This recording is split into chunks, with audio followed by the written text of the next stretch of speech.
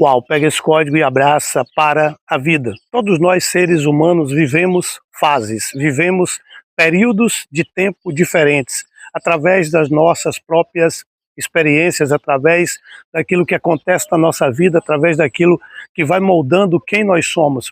Mas uma coisa interessante, a partir do momento que eu comecei a estudar sobre maldição hereditária, eu percebi o seguinte: maldição hereditária nada mais é do que um padrão de comportamento repetitivo. A Bíblia fala que uma maldição hereditária, ela irá perpetuar até a quarta geração. É muita coisa isso. Se você analisar a média de idade que um ser humano vive, a quarta geração representa em média 200 anos. Mas aí eu fui estudar hoje, durante o meu processo de ritual da gratidão, exatamente sobre esse tema, na concepção de psicólogos, na concepção de um pastor, na concepção de neurocientistas, e a maldição hereditária, ela existe sim. Eu percebo, observando a vida do meu pai. Meu pai tem comportamentos que são herdados do pai dele, ou seja, meu avô, por parte de pai, era um homem até de uma natureza tranquila, mas era uma pessoa que se irritava muito rápido, ou seja, ao mesmo tempo que ele era calmo, ele era colérico, ele não tinha a capacidade de refletir, ele não tinha capacidade de silenciar, ele queria responder.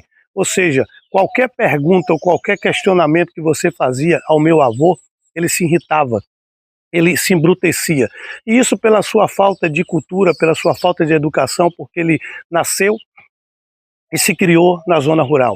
Meu pai herda esse comportamento. A gente não pode questionar meu pai nada. A gente não pode fazer uma pergunta para o meu pai, ele se sente ofendido. Aí eu vou estudar pelo lado da natureza da minha mãe. Aí eu observo o seguinte: a minha mãe tem um padrão de comportamento herdado do seu pai.